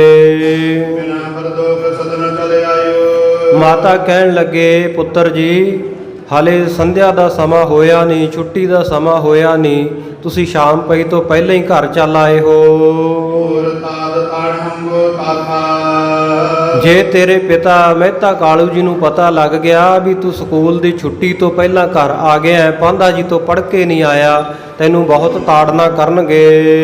ਇਤ ਕਰ ਪੜੋ ਨਾ ਖੇਲੇ ਰਾਤਾ। ਮਾਤਾ ਕਹਿਣ ਲੱਗੇ, ਪੁੱਤਰ ਨਾਨਕ ਤੂੰ ਹਿੱਤ ਕਰਕੇ ਪੜ੍ਹਦਾ ਨਹੀਂ, ਪ੍ਰੇਮ ਦੇ ਨਾਲ ਪੜ੍ਹਦਾ ਨਹੀਂ, ਖੇਲੇ ਰਾਤਾ, ਖੇਲਣ ਦੇ ਵਿੱਚ ਤੇਰੀ, ਖੇਡਣ ਵਿੱਚ ਬਹੁਤੀ ਪ੍ਰੀਤੀ ਹੈ, ਪ੍ਰੇਮ ਹੈ। ਨੀਰ ਬਾਲ ਕੀ ਨਿਆਈ। ਜਦੋਂ ਮਾਤਾ ਨੇ ਥੋੜਾ ਝਿੜਕ ਕੇ ਇਦਾਂ ਦੇ ਵਚਨ ਆਖੇ ਤੇ ਸਾਧ ਸੰਗਤ ਜੀ ਜਿਵੇਂ ਆਮ ਬੱਚਿਆਂ ਦੇ ਹੀ ਝਿੜਕਣ ਦੇ ਨਾਲ ਨੇਤਰਾਂ ਦੇ ਵਿੱਚੋਂ ਪਾਣੀ ਆ ਜਾਂਦਾ। ਸਤਿਗੁਰੂ ਸਾਹਿਬ ਜੀ ਦੀ 5 ਸਾਲ ਦੀ ਉਮਰ ਹੈ, 5-6 ਸਾਲਾਂ ਦੀ। ਗੁਰੂ ਨਾਨਕ ਦੇਵ ਮਹਾਰਾਜ ਸੱਚੇ ਪਾਤਸ਼ਾਹ ਦੇ ਨੈਣਾਂ ਵਿੱਚੋਂ ਜਲ ਵਹਿ ਤੁਰਿਆ। ਆਪਣੀ ਖਨਤ ਸੰਤ ਸੁਖਦਾਈ। ਕੁਝ ਬੋਲੇ ਨਹੀਂ, ਸਗੋਂ ਧਰਤੀ ਨੂੰ ਨਾ ਨੌਹਾਂ ਦੇ ਨਾਲ ਬੈਠੇ ਖੁਰਚਣ ਲੱਗ ਪਏ। ਕਰ ਸੋ ਕਰ ਕੇ ਕਰ ਗੁਣ ਮਾਤਾ। ਉਸ ਵੇਲੇ ਸਾਧ ਸੰਗਤ ਜੀ, ਜਿਸ ਵੇਲੇ ਸਤਿਗੁਰੂ ਸੱਚੇ ਪਾਤਸ਼ਾਹ ਜੀ ਨੂੰ ਇਸ ਤਰ੍ਹਾਂ ਗਮਗੀਨ ਹੋਇਆ ਦੇਖਿਆ ਕਿ ਇਹ ਡਰ ਗਏ ਹਨ, ਉਸ ਵੇਲੇ ਮਾਤਾ ਨੇ ਆਪਣੇ ਹੱਥਾਂ ਦੇ ਨਾਲ ਫੜ ਕੇ ਸਤਿਗੁਰੂ ਸਾਹਿਬ ਜੀ ਨੂੰ ਅੰਗ ਬਸਾਏ ਕਯੋ ਬਹੁ ਭਾਤਾ। ਆਪਣੇ ਅੰਕ ਗੋਦੀ ਵਿੱਚ ਬਿਠਾ ਲਿਆ ਤੇ ਬਹੁਤ ਤਰੀਕਿਆਂ ਦੇ ਨਾਲ ਕਹਿਣ ਲੱਗੇ, ਭੋਗਨ ਅਵਰ ਦੇ ਕਰਵਾਈ। ਲਾਲਚ ਦਿੰਦੇ ਆ, ਪੁੱਤਰਾ ਤੂੰ ਪੜ੍ਹ ਲੈ, ਤੈਨੂੰ ਗਹਿਣਿਆਂ ਦੀ ਲੋੜ ਹੈ, ਮੈਂ ਤੇਰੇ ਵਾਸਤੇ ਹੋਰ ਗਹਿਣੇ ਭੂਖਣ ਕਢਾ ਦੇਵਾਂਗੀ। ਭੋਜਨ ਮਧੁਰ ਲਿਓ ਨਿਤ ਖਾਈ। ਨਿੱਤਾ ਪ੍ਰਤੀ ਮਧੁਰ ਭੋਜਨ, ਮਿੱਠਾ ਭੋਜਨ ਮੈਂ ਤੇਰੇ ਵਾਸਤੇ ਤਿਆਰ ਕਰਕੇ ਰੱਖਦੀ ਆਂ, ਹੋਰ ਵੀ ਤਿਆਰ ਕਰਕੇ ਰੱਖਿਆ ਕਰੇਂਗੀ, ਆ ਕੇ ਖਾ ਲਿਆ ਕਰ। ਜੇ ਅਬ ਪਟਰੇ ਪ੍ਰੀਤ ਕਰ ਲੇਖਾ। ਜੇ ਤੂੰ ਲੇਖਾ ਜਿਹੜਾ ਹਿਸਾਬ ਕਿਤਾਬ ਹੈ ਇਹਨੂੰ ਹੁਣ ਪ੍ਰੇਮ ਪੂਰਵਕ ਪੜ੍ਹ ਲਵੇਂਗਾ। ਆਰ ਜਿਆ ਮੈਂ ਹੋਏ ਵਿਸ਼ੇਖਾ। ਜਦੋਂ ਪੁੱਤਰ ਤੇਰੀ ਉਮਰ ਵੱਡੀ ਹੋ ਜਾਵੇਗੀ, ਵੱਡਾ ਹੋਵੇਗਾ ਨਾ ਤੂੰ, ਉਸ ਵੇਲੇ ਇਹ ਪੜ੍ਹਿਆ ਲਿਖਿਆ ਪੜ੍ਹਾਈ ਕੀਤੀ ਤੇਰੇ ਕੰਮ ਆਵੇਗੀ। ਦੋਹਰਾ ਅਜਰ ਮਾਜ ਬਿਚਰਤ ਬਹੁਰ। ਉਸ ਤੋਂ ਬਾਅਦ ਸਤਿਗੁਰੂ ਸੱਚੇ ਪਾਤਸ਼ਾਹ ਵਿਹੜੇ ਦੇ ਵਿੱਚ ਆਪਣੇ ਘਰ ਦੇ ਵਿੱਚ ਵਿਚਰਦੇ ਹਨ। ਸੰਜ ਭਈ ਦੇ ਕਾਲ। ਜਿਸ ਵੇਲੇ ਸਾਂਝ ਭਈ, ਸ਼ਾਮ ਦਾ ਸਮਾਂ ਹੋਇਆ, ਦਿਨ ਦਾ ਛਪਾ ਹੋਇਆ। ਕਾਲੂ ਵਾਲੇ ਆਏ ਪੇਪਾ। ਪਿਤਾ ਮਹਿਤਾ ਕਾਲੂ ਜੀ ਘਰ ਆਏ ਆਪਣੇ ਤੇ ਆ ਕੇ ਦੇਖਿਆ ਲੋਚਨ ਨਾਲ ਕਿਰਪਾਲ। ਆਪਣਾ ਜਿਹੜਾ ਪੁੱਤਰ ਬਹੁਤ ਪ੍ਰੇਮ ਵਾਲਾ ਔਰ ਕਿਰਪਾ ਦਾ ਘਰ ਹੈ, ਸਤਿਗੁਰੂ ਨਾਨਕ ਜੀ ਨੂੰ ਦੇਖਿਆ। ਕਉ ਭਈ ਪ੍ਰੇਮ ਮੋਰ ਸੋ ਕਰੇ ਲਗਾਇਓ। ਬੜਾ ਹੀ ਪ੍ਰੇਮ ਧਾਰ ਕੇ, ਬੜੇ ਚਾਅ ਦੇ ਨਾਲ, ਖੁਸ਼ੀ ਦੇ ਨਾਲ ਆਪਣੇ ਪੁੱਤਰ ਨੂੰ ਮਹਿਤਾ ਕਾਲੂ ਜੀ ਨੇ ਗਲੇ ਲਗਾਇਆ। ਮੈਂ ਮੰਚ ਪਰੰਤ ਬਸਾਇਓ। ਫਿਰ ਪਲੰਗੇ ਦੇ ਉੱਤੇ ਬੈਠ ਕੇ ਆਪਣੀ ਗੋਦੀ ਵਿੱਚ ਬਿਠਾ ਲਿਆ। ਪੜਿਓ ਆਜ ਜੋ ਮੁਰੇ ਸੁਨਾਏ। ਪਿਤਾ ਜੀ ਕਹਿਣ ਲੱਗੇ, ਪੁੱਤਰ ਅੱਜ ਜੋ ਪੜ੍ਹ ਕੇ ਆਇਆ ਉਹ ਮੈਨੂੰ ਸੁਣਾ ਦੇ। ਗੋਬਿੰਦ ਪਾਂਦਾ ਤੁਝੇ ਪੜਾਏ। ਹਾਂ, ਕਿਸ ਤਰੀਕੇ ਦੇ ਨਾਲ ਪਾਂਧਾ ਤੈਨੂੰ ਪੜ੍ਹਾਈ ਕਰਵਾਉਂਦਾ ਹੈ, ਕਿਸ ਤਰੀਕੇ ਪੜ੍ਹਾਇਆ ਹੈ। ਕਰ ਪਿਤਾ ਬਚਨ ਨਿਜ ਕਾਨਨ। ਆਪਣੇ ਪਿਤਾ ਜੀ ਦੇ ਬਚਨ ਕੰਨਾਂ ਦੇ ਨਾਲ ਸੁਣ ਕੇ ਏਕ ਪੈੜੀ ਕੈ ਕਮਲਾਨਨ। ਕਮਲਾਨਨ, ਕਮਲ ਵਰਗਾ ਸੁੰਦਰ ਜਿਨ੍ਹਾਂ ਦਾ ਮੁਖ ਹੈ ਸਤਿਗੁਰੂ ਜੀ ਦਾ, ਉਹਨਾਂ ਨੇ ਆਪਣੇ ਮੁਖਾਰਬਿੰਦ ਤੋਂ ਕਿੰਨੇ ਹੀ ਪਹਾੜੇ, ਕਿੰਨੇ ਹੀ ਟੇਬਲ ਸੁਣਾ ਦਿੱਤੇ। ਜੋ ਤੇ ਸੁਬਾਰ ਪਿਆਏ। ਇਸ ਤੋਂ ਬਾਅਦ ਜਿਹੜੇ ਪ੍ਰੇਮ ਕਰਨ ਵਾਲੇ ਬਾਲਕ ਸਾਥੀ ਸਨ ਸਤਿਗੁਰੂ ਜੀ ਨਾਲ, ਉਹ ਇਹਨਾਂ ਦੇ ਘਰ ਆਏ। ਮਨੁੜ ਕਲਤਨ ਸੰਗ ਸਦਾਏ। ਪਿਤਾ ਜੀ ਦੀ ਗੋਦੀ ਵਿੱਚੋਂ ਉੱਠ ਕੇ ਸਤਿਗੁਰੂ ਨਾਨਕ ਦੇਵ ਜੀ ਬਾਲ ਉਮਰ ਦੇ ਵਿੱਚ ਆਪਣੇ ਸਾਥੀਆਂ ਦੇ ਨਾਲ ਚਲੇ ਗਏ ਜਨ ਲਗੇ ਬੀਤ ਕਾ ਮਾਹੀ। ਔਰ ਜਾ ਕੇ ਬੀਤਕਾ ਨਾਮ ਹੈ ਬੀਥੀ ਦਾ, ਬੀਹੀ ਦਾ, ਗਲੀ ਦਾ। ਪੰਜਾਬੀ ਵਿੱਚ ਬੀਹੀ ਵੀ ਕਹਿੰਦੇ ਆ ਗਲੀ ਨੂੰ। ਗਲੀ ਵਿੱਚ, ਬੀਹੀ ਵਿੱਚ ਜਾ ਕੇ ਖੇਡਣ ਲੱਗੇ। ਚੰਦ ਚਾਂਦਨੀ ਪੂਰਨ ਜਾਹੀ। ਔਰ ਥੋੜਾ ਥੋੜਾ ਹਨੇਰਾ ਹੋ ਗਿਆ। ਚੰਦਰਮਾ ਦੀ ਜਿਹੜੀ ਚਾਂਦਨੀ ਹੈ, ਪੂਰਨਮਾਸ਼ੀ ਦਾ ਚੰਦ ਚੜ੍ਹਿਆ ਹੋਇਆ ਹੈ। ਸ੍ਰੀ ਮੁਖ ਨਾਨਕ ਪਨੈ ਕਹਾਣੀ। ਸਤਿਗੁਰੂ ਨਾਨਕ ਦੇਵ ਜੀ ਮਹਾਰਾਜ ਆਪਣੇ ਬਾਲਕ ਸਾਥੀਆਂ ਦੇ ਵਿੱਚ ਬੈਠ ਕੇ ਕਹਾਣੀ ਸੁਣਾਉਣ ਲੱਗੇ। ਭਜਨ ਭਗਤ ਸੋ ਮਿਲੀ ਜ਼ੁਬਾਨੀ। ਔਰ ਐਸੀ ਬਾਣੀ, ਐਸੇ ਬੋਲ ਬੋਲਦੇ ਹੈ ਜਿਨ੍ਹਾਂ ਦੇ ਵਿੱਚ ਭਜਨ ਅਤੇ ਭਗਤੀ ਮਿਲੀ ਹੋਈ ਹੈ। ਦੋਹਰਾ ਮਦਰ ਸਦਾ ਸਮ ਭਜਨ ਸੁਨਾ। ਸਤਿਗੁਰੂ ਸੱਚੇ ਪਾਤਸ਼ਾਹ ਜੀ ਦੇ ਅੰਮ੍ਰਿਤ ਸਰੀਖੇ ਮਿੱਠੇ ਬਚਨ ਸੁਣ ਕਰਕੇ ਖੁਸ਼ ਹੋਵੇ ਬਾਲ। ਸਾਰੇ ਬਾਲ ਜਿਹੜੇ ਬੱਚੇ ਐ ਉਹ ਚੁੱਪ ਹੋ ਗਏ। ਹਿਤ ਦੇ ਤ੍ਰਿਪਤ ਬੜਾ ਪ੍ਰੇਮ ਕਰਦੇ ਆ, ਪ੍ਰੇਮ ਦੇ ਵਿੱਚ ਤ੍ਰਿਪਤ ਨਹੀਂ ਹੁੰਦੇ, ਰੱਜਦੇ ਨਹੀਂ ਹਨ ਆਪਣੇ ਚਿੱਤ ਵਿੱਚ, ਚੌਂਕ ਵਿਸਾਲ ਸਗੋਂ ਹੋਰ ਲਾਲਸਾ ਕਰਦੇ ਆ ਸਤਿਗੁਰੂ ਜੀ ਦੇ ਕੋਲ ਬੈਠੀਏ, ਇਹਨਾਂ ਤੋਂ ਗਿਆਨ ਦੀਆਂ ਗੱਲਾਂ ਸੁਣੀਏ। ਕਹੋ ਭਾਈ ਜੀ ਕਮਾਨ ਬਗਨ ਜੋ ਮਾਨਾ। ਸਤਿਗੁਰ ਸੱਚੇ ਪਾਤਸ਼ਾਹ ਜੀ ਦੀ ਜੇਬਾ ਜਿਹੜੀ ਰਸਨਾ ਹੈ, ਉਹ ਕਹਿੰਦੇ ਇਉਂ ਮੰਨੋ ਵੀ ਜਿਵੇਂ ਧਨੁੱਖ ਹੁੰਦਾ, ਕਮਾਨ ਹੁੰਦੀ ਹੈ। ਮਦਰਾਈ ਮਦ ਪਲਕ ਸਮਾਨਾ। ਦੁਬਾਰਾ ਪੜਿਓ ਜੀ ਪਹਿਲੀ ਪੰਕਤੀ, ਜੀ ਕਮਾਨ। ਜੀ ਕਮਾਨ ਬਗਨ ਜੋ ਬਾਨਾ।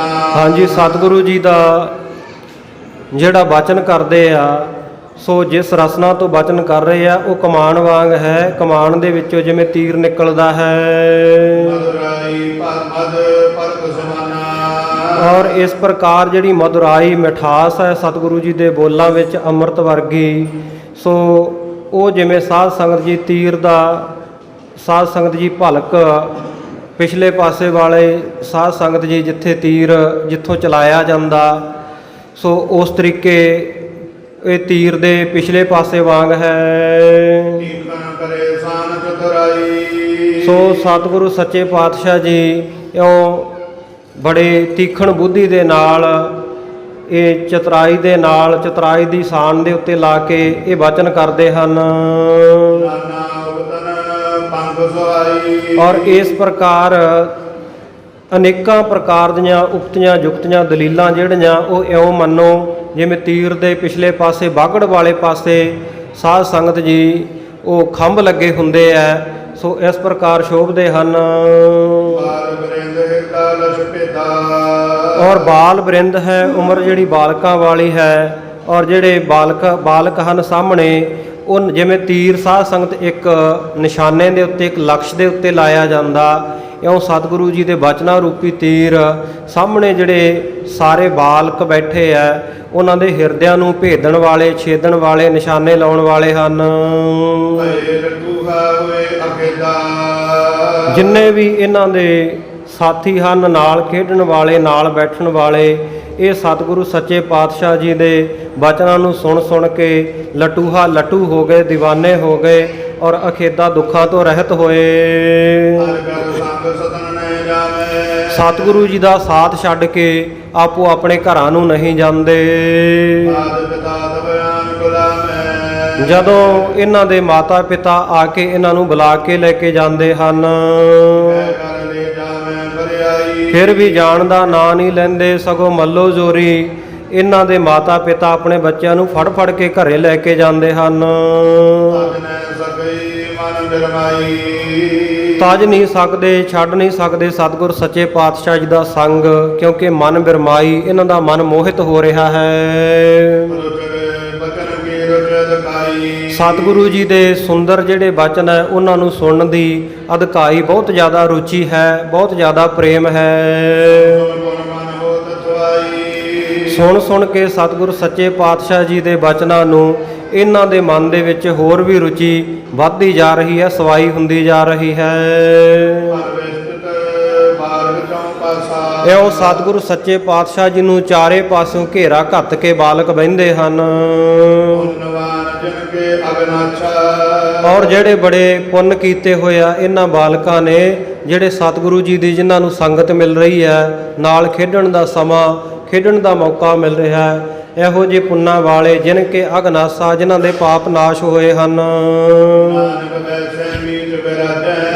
ਸਤਿਗੁਰੂ ਨਾਨਕ ਦੇਵ ਜੀ ਮਹਾਰਾਜ ਇਹਨਾਂ ਦੇ ਬਿਲਕੁਲ ਵਿਚਕਾਰ ਚੱਕਰ ਦੇ ਵਿੱਚ ਬੈਠ ਕੇ ਵਿਰਾਜਦੇ ਹਨ, ਬੈਠਦੇ ਹਨ। ਜਿਨ੍ਹਾਂ ਦੇ ਬਚਨਾਂ ਨੂੰ ਸੁਣ ਸੁਣ ਕੇ ਕਹਿੰਦੇ ਇੰਦਰ ਵਰਗਾ ਰਾਜਾ ਉਹ ਵੀ ਲੱਜਤ ਹੁੰਦਾ, ਸ਼ਰਮਸ਼ਾਰ ਹੁੰਦਾ ਵੀ ਇਹੋ ਜਿਹੇ ਬਚਨ ਤਾਂ ਮੈਂ ਵੀ ਨਹੀਂ ਕਰ ਸਕਦਾ। ਔਰ ਇੱਕ ਹੋਰ ਅਜੀਬ ਗੱਲ ਹੈ, ਹੋਰ ਸਾਧ ਸੰਗਤ ਜੀ ਕੌਤਕ ਸਤਿਗੁਰੂ ਜੀ ਵਰਤਾਰਾ ਖੇਡ ਐਸੀ ਵਰਤਾਉਂਦੇ ਆ ਵੀ ਜਦੋਂ ਬਾਲਕਾਂ ਦੇ ਵਿਚਾਲੇ ਬੈਠ ਜਾਂਦੇ ਆ ਨਾ, ਬਾਲਕ ਆਸੇ-ਪਾਸੇ ਘੇਰਾ ਘੱਤ ਕੇ ਬਹਿੰਦੇ ਆ। ਜਿਹੜਾ ਵੀ ਬਾਲਕ ਸਤਿਗੁਰੂ ਸੱਚੇ ਪਾਤਸ਼ਾਹ ਜੀ ਵੱਲ ਵੇਖਦਾ, ਕਿਸੇ ਵੱਲ ਵੀ ਸਤਿਗੁਰੂ ਜੀ ਦੀ ਕੰਡ ਨਹੀਂ ਹੁੰਦੀ। ਜਿਸ ਪਾਸੇ ਵੀ ਬਾਲਕ ਬੈਠੇ ਵੇਖਦੇ ਆ ਉਹਨਾਂ ਨੂੰ ਸਤਿਗੁਰੂ ਜੀ ਦੇ ਸਨਮੁਖ ਮੁਖਾਰਬਿੰਦ ਦੇ ਹੀ ਦਰਸ਼ਨ ਹੁੰਦੇ ਆ। ਬਾਦਨ ਬਲੋਕੈ ਨਿਜ ਨਿਜ ਦਿਸਿਓ, ਆਪੋ ਆਪਣੀ ਦਿਸ਼ਾ ਦੇ ਵਿੱਚ ਬੈਠੇ, ਆਪੋ ਆਪਣੀ ਤਰਫ ਬੈਠੇ ਸਾਰੇ ਸਤਿਗੁਰੂ ਜੀ ਦੇ ਸਨਮੁਖ ਸਰੂਪ ਦੇ ਮੁਖਾਰਬਿੰਦ ਦੇ ਦਰਸ਼ਨ ਕਰਦੇ ਹਨ। ਕੋਈ ਵੀ ਬੱਚਾ, ਕੋਈ ਵੀ ਬਾਲਕ ਸਤਿਗੁਰੂ ਜੀ ਦੀ ਕੰਡ ਨਹੀਂ ਵੇਖਦਾ। ਸਾਰੇ ਮਨ ਵਿੱਚ ਜਾਣਦੇ ਆ ਕਿ ਮੇਰੇ ਵੱਲ ਮੂੰਹ ਕਰਕੇ ਮੈਨੂੰ ਹੀ ਵਚਨ ਸੁਣਾ ਰਹੇ ਹਨ। ਆਪਣੇ ਰਖੀਕ ਜਿਹੜੇ ਇੰਦਰੇ ਆ ਇਹਨਾਂ ਨੂੰ ਰੋਕ ਕੇ, ਕੰਨਾਂ ਨੂੰ ਸਾਰੇ ਪਾਸਿਆਂ ਤੋਂ ਰੋਕ ਕੇ ਸਤਿਗੁਰ ਦੇ ਬਚਨਾਂ ਵਿੱਚ ਲਾਇਆ, ਨੇਤਰਾਂ ਨੂੰ ਸਾਰੇ ਪਾਸਿਆਂ ਤੋਂ ਰੋਕ ਕੇ ਸਤਿਗੁਰੂ ਦੇ ਦਰਸ਼ਨ ਦੀਦਾਰਾਂ ਵਿੱਚ ਲਾਇਆ। ਇਉਂ ਇਹਨਾਂ ਦੇ ਮਨ ਨੂੰ ਭਾਉਂਦੇ ਆ, ਬਚਨ ਇੰਦਰਿਆਂ ਨੂੰ ਰੋਕ ਕੇ ਸੁਣਦੇ ਹਨ। ਇਉਂ ਸਤਿਗੁਰੂ ਸੱਚੇ ਪਾਤਸ਼ਾਹ ਜੀ ਬਾਲਕਾਂ ਦੇ ਨਾਲ ਮਿਲ ਕੇ ਖੇਡਦੇ ਹਨ। ਖੇਡਣ ਤੋਂ ਬਾਅਦ ਚੱਲ ਕੇ ਆਪਣੇ ਘਰ ਪਹੁੰਚ ਗਏ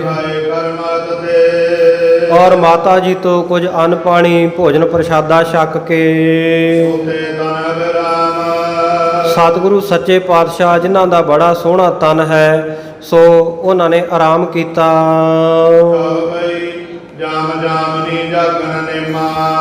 ਪਰ ਸਤਿਗੁਰੂ ਜੀ ਦਾ ਨਿਯਮ ਸੀ ਕਿ ਪਹਿਰ ਰਾਤ ਰਹਿੰਦੀ ਸਤਿਗੁਰ ਸੱਚੇ ਪਾਤਸ਼ਾਹ ਜੀ ਜਾਗ ਪੈਂਦੇ ਸਨ। ਇਹ ਨਿਯਮ ਸੀ।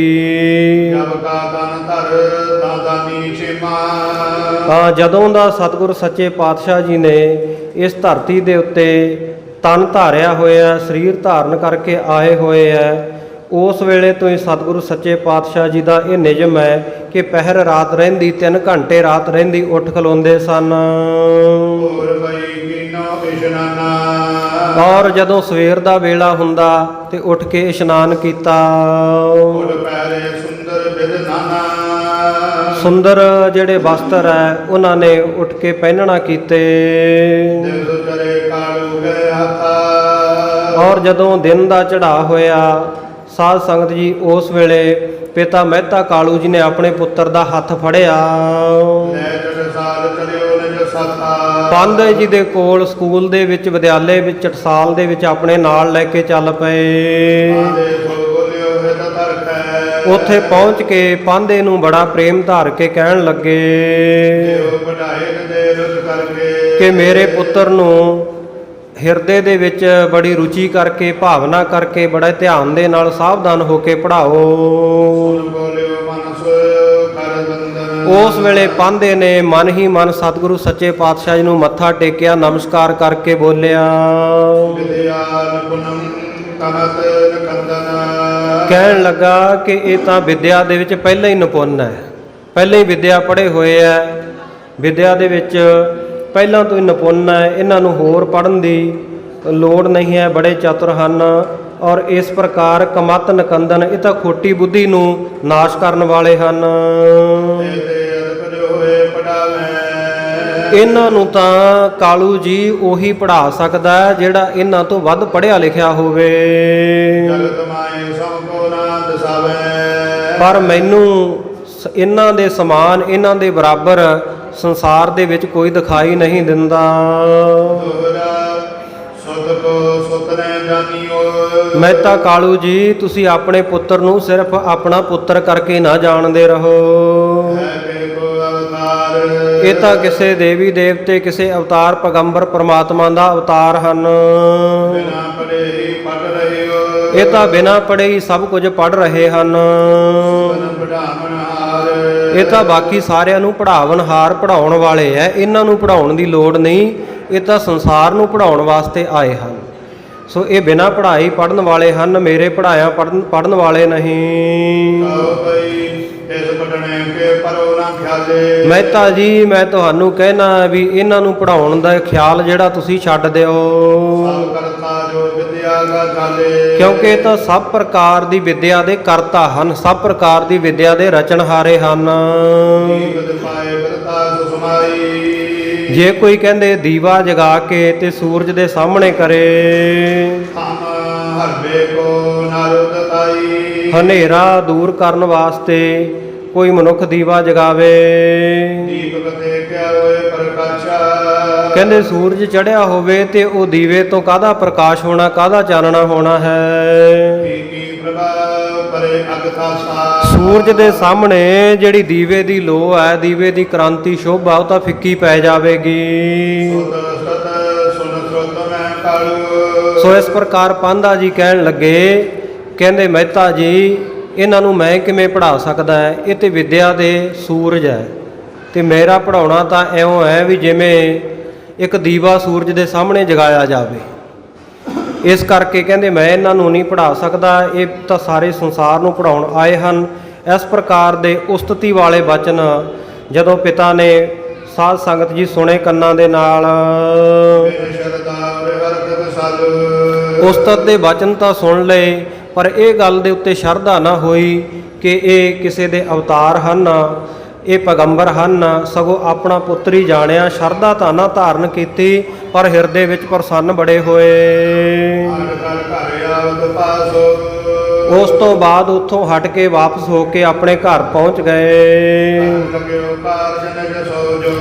ਆਪਣਾ ਜਿਹੜਾ ਕੋਈ ਨਿੱਜੀ ਕਾਰਜ ਸੀ ਉਹਨਾਂ ਦਾ ਪਟਵਾਰਖਾਨੇ ਦਾ, ਸੋ ਪਟਵਾਰੀ ਵਾਲਾ ਕੰਮਕਾਰ ਕਰਨ ਲੱਗੇ। ਇੱਧਰ ਸਤਿਗੁਰੂ ਨਾਨਕ ਦੇਵ ਮਹਾਰਾਜ ਸੱਚੇ ਪਾਤਸ਼ਾਹ ਜੀ ਦਾ ਜਿੱਥੇ ਮਨ ਕਰਦਾ, ਜਿੱਥੇ ਇੱਛਾ ਹੁੰਦੀ,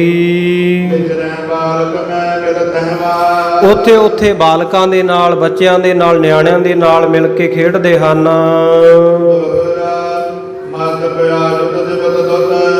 ਸਤਿਗੁਰੂ ਨਾਨਕ ਦੇਵ ਮਹਾਰਾਜ ਸੱਚੇ ਪਾਤਸ਼ਾਹ ਜੀ ਦਾ ਮਸਤਕ ਮੱਥਾ ਜਿਹੜਾ ਆਯੁਤ ਚੌੜਾ ਹੈ, ਔਰ ਦਿਪਤ ਦੁੱਤ ਮੱਥੇ ਦੀ ਜਿਹੜੀ ਸ਼ੋਭਾ ਕ੍ਰਾਂਤੀ ਹੈ ਬੜੀ ਵਿਸ਼ਾਲ ਹੈ, ਚਮਕਦਾਰ ਹੈ।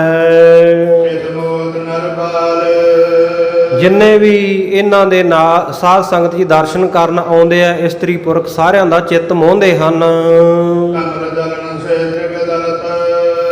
ਕਮਲ ਦੀਆਂ ਚੌੜੀਆਂ ਪੱਤੀਆਂ ਵਰਗੇ ਸਤਿਗੁਰੂ ਜੀ ਦੇ ਨੇਤਰ ਹਨ, ਔਰ ਸਤਿਗੁਰੂ ਸੱਚੇ ਪਾਤਸ਼ਾਹ ਜੀ ਆਲਿਆ ਲਾਜ ਵਿਸਾਲ।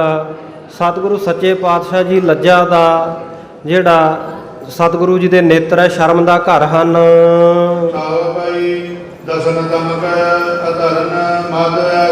ਔਰ ਸਤਿਗੁਰੂ ਜੀ ਦੇ ਦਰਸ਼ਨ ਜਿਹੜੇ ਦੰਦ ਹੈ ਉਹ ਉਹਨਾਂ ਦੇ ਅਧਰਨ ਬੁੱਲਾਂ ਦੇ ਵਿੱਚ ਇਸ ਪ੍ਰਕਾਰ ਚਮਕਦੇ ਹਨ, ਸ਼ੋਭਾ ਪਾਉਂਦੇ ਹਨ। ਜਿਵੇਂ ਸਾਧ ਸੰਗਤ ਜੀ ਗਿਰਾ ਸਾਧਨ ਹੀਰਾਵਲ ਜੈਸੇ, ਜਿਵੇਂ ਸਰਸਵਤੀ ਦੇ ਘਰ ਦੇ ਵਿੱਚ, ਸਾਰਦਾ ਦੇ ਘਰ ਦੇ ਵਿੱਚ ਹੀਰਿਆਂ ਦੀਆਂ ਲੜੀਆਂ ਚਮਕਦੀਆਂ ਹੁੰਦੀਆਂ, ਕਿਉਂਕਿ ਸਰਸਵਤੀ ਦਾ ਘਰ ਲਾਲ ਰੰਗ ਦਾ ਮੰਨਿਆ ਗਿਆ। ਸਤਿਗੁਰੂ ਜੀ ਦੇ ਹੋਂਠ ਉਹ ਲਾਲ ਰੰਗ ਦੇ ਹਨ। ਸਤਿਗੁਰੂ ਜੀ ਦੇ ਸੁੰਦਰ ਲਾਲ ਬੁੱਲਾਂ ਦੇ ਵਿੱਚ ਸੁੰਦਰ ਚਿੱਟੇ ਦੰਦ ਇਉਂ ਚਮਕਦੇ ਆ ਜਿਵੇਂ ਲక్ష్ਮੀ ਦੇ ਲਾਲ ਘਰ ਦੇ ਵਿੱਚ, ਸਰਸਵਤੀ ਦੇ ਲਾਲ ਘਰ ਦੇ ਵਿੱਚ ਹੀਰਿਆਂ ਮੋਤੀਆਂ ਦੀਆਂ ਲੜੀਆਂ ਚਮਕਦੀਆਂ ਹਨ। ਸਤਿਗੁਰੂ ਜੀ ਦੀਆਂ ਸੁੰਦਰ ਭੁਜਾਵਾਂ, ਸੁੰਦਰ ਹੱਥ, ਉਹਨਾਂ ਦੇ ਵਿੱਚ ਸਾਧ ਸੰਗਤ ਜੀ ਚੰਗੇ ਸੋਹਣੇ ਕੜੇ ਸਜਦੇ ਆ, ਕਿਉਰਾ ਜਿਹੜੇ ਬਾਜੂ ਬੰਦ ਹੈ, ਬੋਹਟੇ ਸਜਦੇ ਹਨ, ਔਰ ਕੰਨਾਂ ਦੇ ਵਿੱਚ ਸੁੰਦਰ ਜਿਹੜੇ ਕੁੰਡਲ ਸ਼ੋਭਾ ਪਾਉਂਦੇ ਹਨ। ਔਰ ਸਤਿਗੁਰੂ ਜੀ ਜਿਸ ਵੱਲ ਵੀ ਦੇਖ ਲੈਂਦੇ ਆ ਕਟਾਕਸ਼ ਭਰੇ ਨੇਤਰਾਂ ਦੇ ਨਾਲ, ਕਟਾਕਸ਼ ਭਰੇ ਕਿਰਪਾ ਭਰੇ ਮਟੱਕੇ ਨਾਲ, ਉਸੇ ਨੂੰ ਸੰਸਾਰ ਸਾਗਰ ਤੋਂ ਪਾਰ ਕਰ ਦਿੰਦੇ ਹਨ। ਸੋ ਇਸ ਇੱਕ ਦਿਨ ਸਤਿਗੁਰ ਸੱਚੇ ਪਾਤਸ਼ਾਹ ਜੀ ਖੇਡ ਰਹੇ ਆ, ਖੇਡਦਿਆਂ ਖੇਡਦਿਆਂ ਇਹਨਾਂ ਨੇ ਕੁਝ ਕਾਗਜ਼ ਇਕੱਠੇ ਕਰ ਲਏ। ਛੋਟੀ ਜੀ ਪੋਥੀ ਵਾਂਗੂ ਇਹਨਾਂ ਕਾਗਜ਼ਾਂ ਨੂੰ ਇਕੱਠੇ ਕਰਕੇ ਬਣਾ ਲਿਆ। ਤੇ ਸਾਧ ਸੰਗਤ ਜੀ ਇਹ ਗੱਲ ਜਗ ਦੇ ਵਿੱਚ ਆਮ ਹੀ ਦੇਖੀ ਜਾਂਦੀ ਹੈ ਵੀ ਜਿਸ ਤਰ੍ਹਾਂ ਦੀ ਕੁਲ ਵਿੱਚ, ਜਿਸ ਤਰ੍ਹਾਂ ਦੇ ਪਰਿਵਾਰ ਦੇ ਵਿੱਚ ਕੋਈ ਬੱਚਾ ਪੈਦਾ ਹੋਵੇ, ਜਿਵੇਂ ਉਹਨਾਂ ਦੇ ਘਰ ਦੇ ਵੱਡੇ ਲੋਕ ਕੋਈ ਕੰਮਕਾਰ ਕਰਦੇ ਆ ਨਾ, ਉਹਨਾਂ ਨੂੰ ਦੇਖ ਦੇਖ ਕੇ ਉਹ ਬੱਚੇ ਦੀਆਂ ਖੇਡਾਂ ਵੀ ਉਹੋ ਜਿਹੀਆਂ ਬਣ ਜਾਂਦੀਆਂ। ਜੇ ਘਰ ਦੇ ਵਿੱਚ ਆਪਾਂ ਸਾਧ ਸੰਗਤ ਜੀ ਬਾਣੀ ਪੜ੍ਹਾਂਗੇ ਤੇ ਬੱਚਿਆਂ ਨੂੰ ਕਹਿਣ ਦੀ ਲੋੜ ਨਹੀਂ ਪੈਣੀ, ਦੇਖ ਦੇਖ ਕੇ ਉਹਨਾਂ ਨੇ ਗੁਰਬਾਣੀ ਵੱਲ ਲੱਗ ਜਾਣਾ। ਜੇ ਪਿਤਾ ਦਸਤਾਰ ਸਜਾਉਂਦਾ ਹੋਵੇ ਤੇ ਬੱਚੇ ਨੇ ਵੀ ਆਪਣੇ ਆਪ ਕਹਿਣ ਲੱਗ ਜਾਣਾ ਕਿ ਮੈਨੂੰ ਵੀ ਦਸਤਾਰ ਸਜਾਉਣੀ ਸਿਖਾ ਦਿਓ। ਘਰ ਪਰਿਵਾਰ ਦੇ ਮੈਂਬਰ ਗੁਰਦੁਆਰਾ ਸਾਹਿਬ ਜਾਂਦੇ ਹੋਣਗੇ ਤੇ ਸਾਧ ਸੰਗਤ ਜੀ ਬੱਚਿਆਂ ਦਾ ਵੀ ਸੁਭਾਅ ਬਣ ਜਾਂਦਾ ਬਚਪਨ ਤੋਂ ਹੀ ਗੁਰਦੁਆਰਾ ਸਾਹਿਬ ਜਾਣ ਦਾ, ਸੰਗਤ ਕਰਨ ਦਾ। ਤੇ ਇਸ ਤੋਂ ਵਿਪਰੀਤ ਜੇ ਸਾਧ ਸੰਗਤ ਜੀ ਘਰ ਦੇ ਮੈਂਬਰ ਸ਼ਰਾਬ ਦੇ ਠੇਕਿਆਂ ਤੇ ਜਾਣ ਵਾਲੇ ਹੋਣ ਤੇ ਫਿਰ ਉਹਨਾਂ ਦੇ ਬੱਚੇ ਖੇਡ ਦੇ ਵਿੱਚ ਵੀ ਉਹੋ ਜਿਹਾ ਐਕਟ ਕਰਦੇ ਆ, ਖੇਡ ਦੇ ਵਿੱਚ ਵੀ ਉਸ ਤਰ੍ਹਾਂ ਦੀਆਂ ਖੇਡਾਂ ਖੇਡਦੇ ਆ। ਘਰ ਦੇ ਵਿੱਚ ਕਿਸੇ ਪ੍ਰਕਾਰ ਦਾ ਨਸ਼ਾ, ਕੋਈ ਤੰਬਾਕੂ ਵਰਤਦਾ, ਉਹਨਾਂ ਦੇ ਨਿਆਣੇ ਫਿਰ ਸਾਧ ਸੰਗਤ ਜੀ ਡੱਕਿਆਂ ਨੂੰ ਚੱਕ ਮੂੰਹ ਵਿੱਚ ਅੜਾਈ ਜਾਣਗੇ ਵੀ ਅਸੀਂ ਵੀ ਰੀਸੋ ਰੀਸੀ ਉਹਨਾਂ ਦੇ ਸਿਗਰਟਾਂ ਬੀੜੀਆਂ ਜਿਵੇਂ ਫੂਕਦੇ ਆ ਵੱਡੇ, ਉਸ ਤਰ੍ਹਾਂ ਦਾ ਅਸੀਂ ਜਿਹੜੀ ਖੇਡ ਕਰਦੇ ਆ।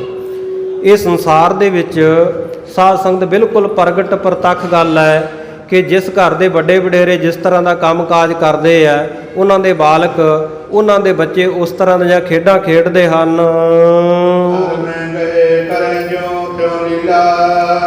ਸੋ ਇਸ ਪ੍ਰਕਾਰ ਸਤਿਗੁਰੂ ਸੱਚੇ ਪਾਤਸ਼ਾਹ ਜੀ ਹੱਥ ਦੇ ਵਿੱਚ ਉਹਨਾਂ ਨੇ ਕਾਗਜ਼ ਥੋੜ੍ਹੇ ਜਿਹੇ ਛੋਟੀ ਜੀ ਪੋਥੀ ਬਣਾ ਕੇ ਫੜੇ ਹੋਏ ਹਨ, ਲੀਲਾ ਕਰ ਰਹੇ ਹਨ।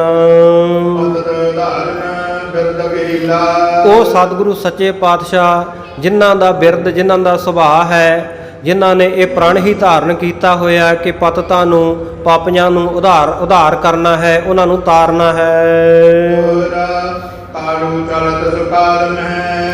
ਉਸ ਸਮੇਂ ਜਿਸ ਵੇਲੇ ਸਤਿਗੁਰੂ ਜੀ ਇਹ ਕਾਗਜ਼ਾਂ ਦੀ ਪੋਥੀ ਬਣਾ ਕੇ ਬੈਠੇ ਖੇਡ ਰਹੇ ਹੈ, ਪਿਤਾ ਮਹਿਤਾ ਕਾਲੂ ਜੀ ਆ ਪਹੁੰਚੇ। ਸਤਿਗੁਰੂ ਸੱਚੇ ਪਾਤਸ਼ਾਹ ਜੀ ਆਪਣੇ ਸੋਹਣੇ ਲਾਲ ਨੂੰ, ਸੋਹਣੇ ਪੁੱਤਰ ਨੂੰ ਦੇਖ ਕੇ ਇਹਨਾਂ ਦੇ ਕੋਲ ਪਹੁੰਚੇ ਪ੍ਰੇਮ ਨਾਲ। ਬੋਲਿਓ ਬੋਲ ਬਿਲਾਸ ਕੇ, ਬੜੇ ਬਿਲਾਸ ਦੇ, ਬੜੇ ਪ੍ਰੇਮ ਦੇ ਬਚਨ ਇਹਨਾਂ ਨੇ ਆ ਕੇ ਬੋਲੇ।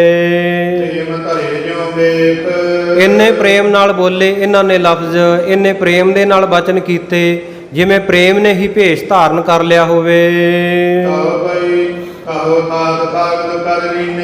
ਉਸ ਵੇਲੇ ਪੁੱਛਦੇ ਐ ਕਿ ਪੁੱਤਰ ਤੁਸੀਂ ਆਹ ਕਾਗਜ਼ ਹੱਥ ਵਿੱਚ ਕਿਉਂ ਫੜੇ ਹੋਏ ਆ, ਇਹ ਕਹੋ, ਇਹ ਮੈਨੂੰ ਦੱਸੋ। ਕਹਿੰਦੇ ਤੁਸੀਂ ਆਹ ਬਾਲਕਾਂ ਦੇ ਵਿੱਚ ਬੈਠੇ ਹੋਏ ਤੇ ਬੜੇ ਭੀਨੇ ਹੋਏ, ਬੜੇ ਭਿੱਜ ਕੇ, ਬੜੀ ਇਕਾਗਰਤਾ ਦੇ ਨਾਲ ਕੀ ਖੇਡ ਰਹੇ ਹੋ।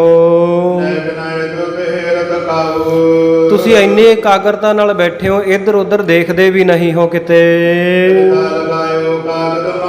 ਆਪਣਾ ਹਿਰਦਾ, ਆਪਣਾ ਦਿਲ, ਆਪਣਾ ਮਨ ਪੂਰਾ ਇਹਨਾਂ ਕਾਗਜ਼ਾਂ ਵਿੱਚ ਇਕਾਗਰ ਕਰ ਰੱਖਿਆ, ਲਾ ਰੱਖਿਆ ਹੈ। ਜਿਵੇਂ ਕੋਈ ਬਹੁਤ ਸਿਆਣੇ ਪੰਡਤ, ਗਿਆਨੀ, ਵਿਦਵਾਨ, ਪੜ੍ਹਨ ਵਾਲੇ ਜਿਹੜੇ ਆ ਉਹ ਵੇਦਾਂਤ ਦੀ ਵਿਦਿਆ ਵਿਚਾਰਦੇ ਹਨ ਤੇ ਜਰਾ ਮਾਤਰ ਵੀ, ਥੋੜੇ ਮਾਤਰ ਵੀ ਉਹ ਆਪਣੇ ਮਨ ਨੂੰ ਕਿਸੇ ਪਾਸੇ ਟਾਲਦੇ ਨਹੀਂ, ਇਕਾਗਰ ਕਰਕੇ ਰੱਖਦੇ ਹਨ।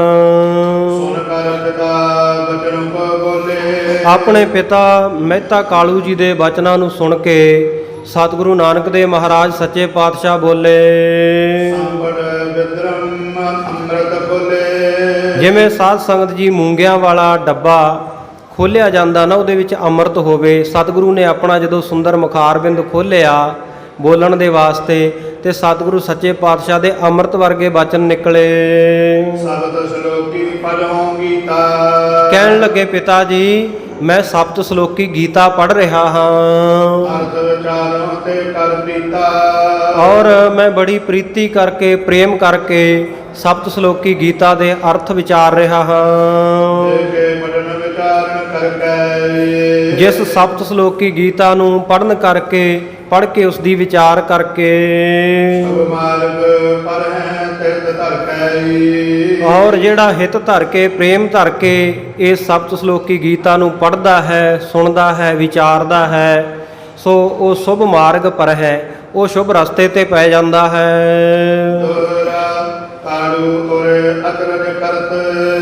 ਜਦੋਂ ਪਿਤਾ ਮਹਿਤਾ ਕਾਲੂ ਜੀ ਨੇ ਆਹ ਬਚਨ ਸੁਣੇ ਵੀ ਆ ਛੋਟਾ ਜਿਹਾ ਬਾਲਕ ਸਪਤ ਸ਼ਲੋਕੀ ਗੀਤਾ ਦੀਆਂ ਗੱਲਾਂ ਕਰਦਾ, ਮਨ ਵਿੱਚ ਬੜੇ ਹੈਰਾਨ ਹੋ ਗਏ, ਹੈਰਾਨੀ ਧਾਰਨ ਕੀਤੀ। ਜਦੋਂ ਆ ਆਸ਼ਚਰਜ ਬਚਨ ਸਤਿਗੁਰੂ ਜੀ ਦੇ ਸੁਣੇ, ਉਸ ਵੇਲੇ ਇਹ ਲਖਣ ਦੀ, ਇਹ ਜਾਣਨ ਦੀ ਇੱਛਾ ਪੈਦਾ ਹੋਈ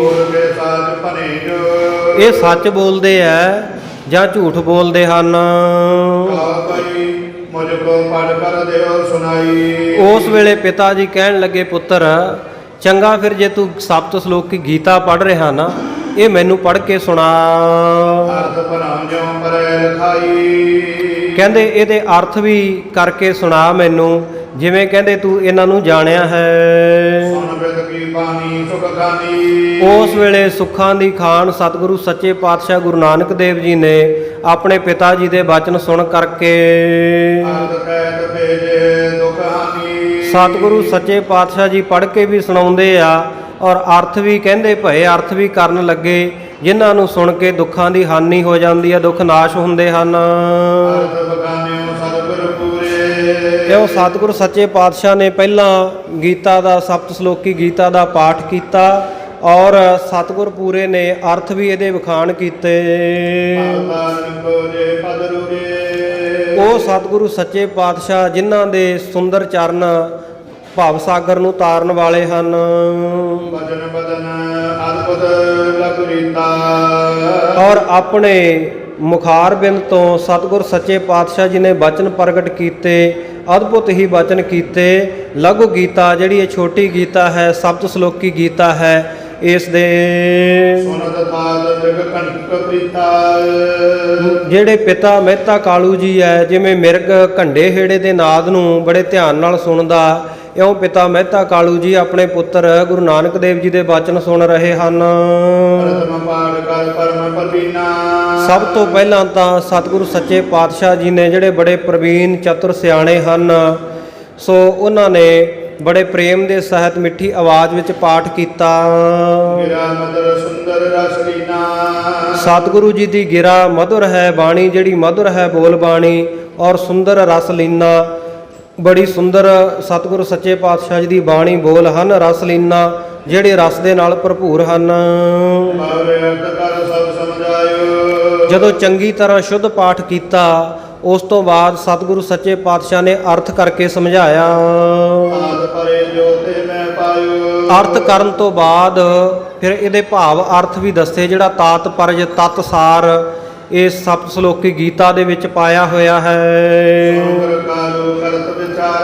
ਪਿਤਾ ਮਹਿਤਾ ਕਾਲੂ ਜੀ ਨੇ ਜਦੋਂ ਸਪਤ ਸ਼ਲੋਕੀ ਗੀਤਾ ਦਾ ਪਾਠ ਆਪਣੇ ਪੁੱਤਰ ਤੋਂ ਸੁਣਿਆ, ਉਹਦੇ ਅਰਥ ਸੁਣੇ, ਉਹਦੇ ਭਾਵ ਅਰਥ ਸੁਣੇ, ਉਹਦਾ ਤਤਸਾਰ ਜਿਹੜਾ ਗੀਤਾ ਦਾ ਉਹ ਆਪਣੇ ਪੁੱਤਰ ਦੇ ਕੋਲੋਂ ਸੁਣਿਆ, ਤੇ ਬੜਾ ਹੀ ਜਿਹੜਾ ਪਿਤਾ ਮਹਿਤਾ ਕਾਲੂ ਹੈ ਉਹ ਮਨ ਵਿੱਚ ਵਿਚਾਰ ਕਰਨ ਲੱਗਾ।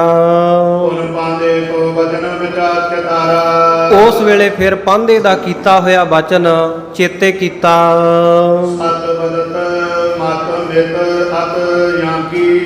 ਕਹਿਣ ਲੱਗੇ ਕਿ ਉਹ ਪਾਂਧਾ ਸੱਚ ਹੀ ਆਂਦਾ ਸੀ ਕਿ ਇਹਨਾਂ ਦੀ ਜਿਹੜੀ ਮੱਤ ਹੈ ਬੜੀ ਸ੍ਰੇਸ਼ਟ ਹੈ, ਇਹਨਾਂ ਦੀ ਗਤਮਿਤ ਜਿਹੜੀ ਗਤੀ ਮਿਤੀ ਹੈ, ਇਹਨਾਂ ਦੀ ਮਰਿਆਦਾ ਹੈ ਉਹ ਸ੍ਰੇਸ਼ਟ ਹੈ। ਨਹੀਂ ਤਾਂ ਇੰਨੀ ਛੋਟੀ ਉਮਰ ਦੇ ਵਿੱਚ ਹੋਰ ਕਿਹਦੀ ਇੰਨੀ ਤੇਜ਼ ਬੁੱਧੀ ਹੁੰਦੀ ਹੈ।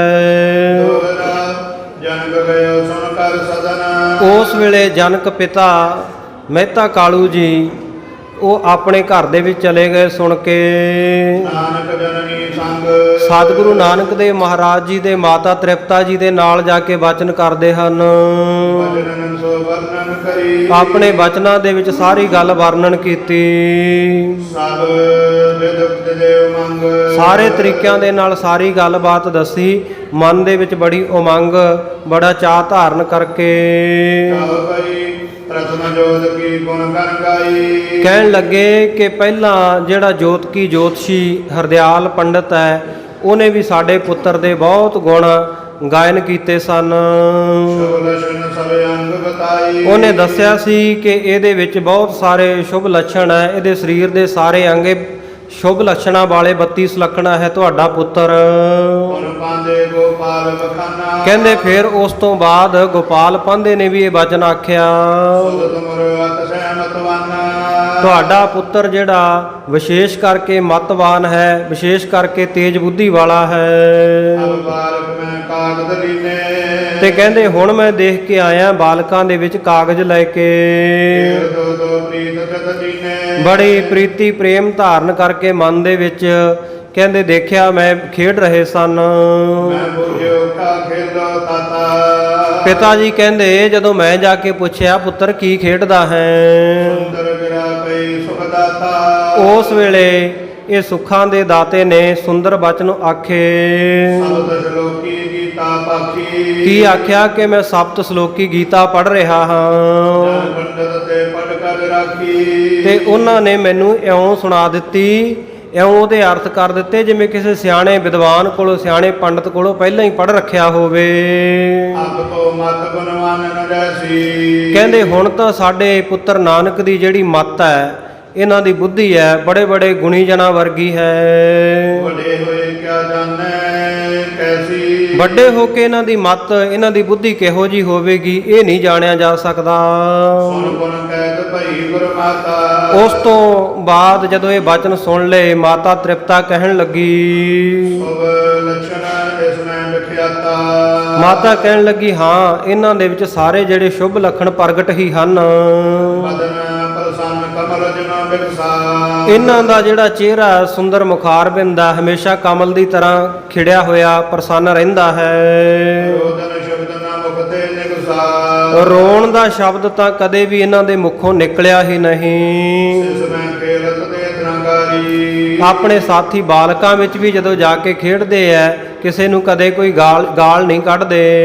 ਲਰਿਓ ਨਾ ਕਿਸਿਓ ਮਦਰ ਉਚਾਰੀ ਕਦੇ ਕਿਸੇ ਨਾਲ ਲੜਾਈ ਝਗੜਾ ਨਹੀਂ ਕਰਦੇ, ਸਗੋਂ ਮਧੁਰ ਉਚਾਰੀ ਮਿੱਠੇ ਬੋਲ ਬੋਲਦੇ ਹਨ। ਨਰ ਨਾਰੀ ਸਭ ਕਰਤ ਵਡਾਈ ਔਰ ਸਾਰੇ ਮਨੁੱਖ ਇਸਤਰੀਆਂ ਇਹਨਾਂ ਦੀ ਵਡਿਆਈ ਕਰਦੇ, ਉਸਤਤ ਕਰਦੇ ਹਨ। ਸੰਗ ਫਿਰੈ ਬਾਲਕ ਭਰਿਆਈ ਔਰ ਜਿੰਨੇ ਬਾਲਕ ਹੈ ਉਹ ਵੀ ਮੱਲੋ ਜੋਰੀ ਆਪਣੇ ਘਰਦਿਆਂ ਤੋਂ ਹੀ ਇਹਦੇ ਨਾਲ ਹਮੇਸ਼ਾ ਫਿਰਦੇ ਰਹਿੰਦੇ ਹਨ। ਬ੍ਰਿਧ ਨਰਨ ਜੋ ਭਰੇ ਕਹਾਣੀ ਔਰ ਜਿਵੇਂ ਕੋਈ ਬਿਰਧ ਨਰ ਹੁੰਦਾ ਨਾ, ਬਜ਼ੁਰਗ ਬੰਦਾ ਕਹਾਣੀ ਸੁਣਾਉਂਦਾ ਹੈ, ਇਸ ਤਰੀਕੇ ਦੇ ਨਾਲ ਬੜੀਆਂ ਸਿਆਣੀਆਂ ਗੱਲਾਂ ਕਰ ਕਰਕੇ ਕਥਾ ਕਹਾਣੀਆਂ ਸੁਣਾਉਂਦੇ ਹਨ। ਬਾਲਕ ਸਾਲ ਸੁਨੈ ਹਿਤ ਠਾਨੀ ਔਰ ਜਿੰਨੇ ਸਾਰੇ ਬਾਲਕ ਹੈ ਉਹ ਵੀ ਕਹਿੰਦੇ ਬੜਾ ਹਿੱਤ ਲਾ ਕੇ, ਬੜਾ ਪ੍ਰੇਮ ਧਾਰ ਕੇ ਸੁਣਦੇ ਹਨ ਇਹਨਾਂ ਨੂੰ।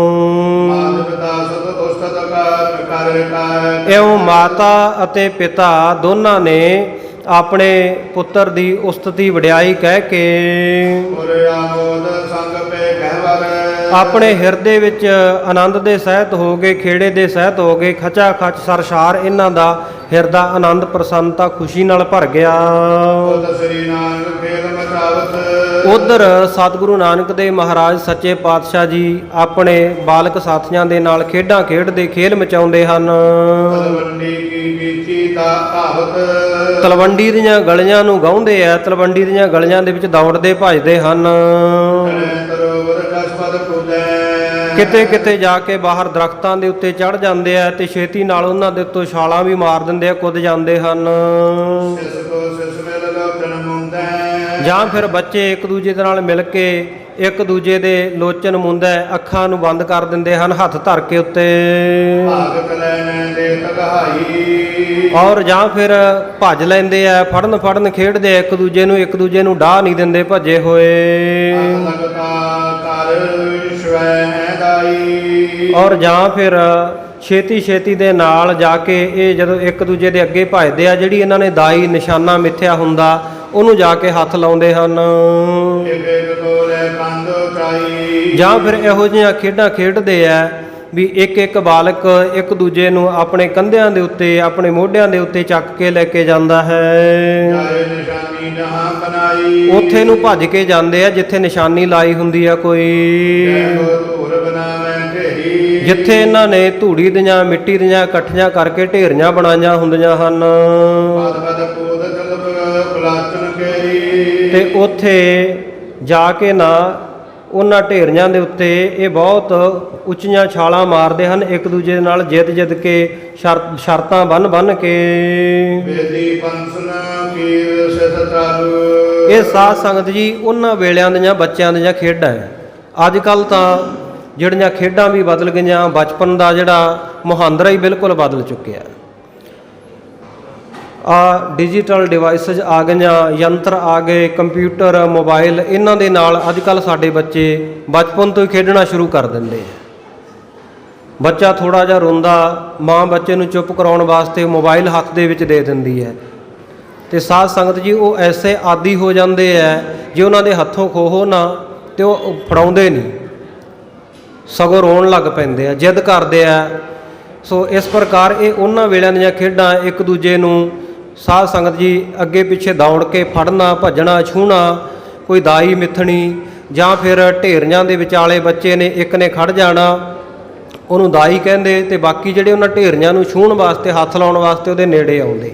ਜੇ ਉਹ ਉਹਨਾਂ ਦੇ ਵਿੱਚੋਂ ਕਿਸੇ ਨੂੰ ਛੂਹ ਲੈਂਦਾ ਤੇ ਫਿਰ ਉਹਦੀ ਜਗ੍ਹਾ ਤੇ ਉਹਨੂੰ ਖੜਨਾ ਪੈਂਦਾ ਸੀ। ਇਸ ਤਰ੍ਹਾਂ ਦੀਆਂ ਇਹ ਪੁਰਾਣੇ ਸਮਿਆਂ ਦੇ ਵਿੱਚ ਸਾਧ ਸੰਗਤ ਖੇਡਾਂ ਸਨ ਪਿੰਡਾਂ ਦੇ ਵਿੱਚ। ਸੋ ਇਸ ਪ੍ਰਕਾਰ ਦੀਆਂ ਖੇਡਾਂ ਸਤਿਗੁਰ ਸੱਚੇ ਪਾਤਸ਼ਾਹ ਜੀ ਖੇਡਦੇ ਆ। ਤੇ ਇਸੇ ਪ੍ਰਕਾਰ ਬੇਦੀ ਬੰਸਨ ਕੇ ਸਿਸਚਾਰੂ, ਬੇਦੀ ਵੰਸ਼ ਦੇ ਜਿਹੜੇ ਸੋਹਣੇ ਬਾਲਕ ਹਨ, ਜਿਨ ਪੈਰੇ ਭੂਖਣ ਧਨ ਕਾਜੂ, ਜਿਨ੍ਹਾਂ ਨੇ ਬੜੇ ਸੁੰਦਰ ਗਹਿਣੇ ਪਹਿਨੇ ਆ, ਜਿਨ੍ਹਾਂ ਦੇ ਵਿੱਚੋਂ ਘੁੰਗਰੂਆਂ ਦੀ ਛਣ ਛਣ ਹੁੰਦੀ ਹੈ। ਬਹੁ ਬੈਸਨ ਕੇ ਸਿਸਤ ਹੈ ਥਾਈ, ਇੱਥੇ ਹੀ ਵਪਾਰੀਆਂ ਦੇ, ਬਾਣੀਆਂ ਦੇ ਵੀ ਬਹੁਤ ਸਾਰੇ ਬੱਚੇ ਹਨ, ਆਗ ਪੱਖ ਜਿਨ ਸੀਸ ਬਣਾਈ, ਜਿਨ੍ਹਾਂ ਨੇ ਸਾਧ ਸੰਗਤ ਜੀ ਕਾਂ ਦੇ ਖੰਭਾਂ ਵਾਂਗੂ ਆਪਣੇ ਸਿਰ ਬਣਾਏ ਹੁੰਦੇ ਆ, ਸਿਰ ਮੁੰਨ ਕੇ ਬੋਦੇ ਜੇ ਖੜੇ ਕੀਤੇ ਆ। ਕਰਨ ਕੇ ਬਾਲਕ ਮਿਲ ਬ੍ਰਿੰਦਾ, ਇਸੇ ਤਰ੍ਹਾਂ ਹੋਰ ਜਿਹੜੇ ਬ੍ਰਾਹਮਣਾਂ ਦੇ ਬਾਲਕ ਹੈ, ਇਹ ਸਾਰੇ ਬੱਚੇ ਮਿਲ ਕੇ ਏਕ ਤਜੈ ਨ ਸੰਗ ਮੁਕੰਦਾ, ਇਹ ਸਾਰੇ ਖੇਡਦੇ ਐ ਤੇ ਖੇਡਦੇ ਹੋਏ ਛੱਡਦੇ ਨਹੀਂ ਸਾਥ ਮੁਕਤੀ ਦੇ ਦਾਤੇ ਸਤਿਗੁਰੂ ਨਾਨਕ ਦੇਵ ਜੀ ਦਾ।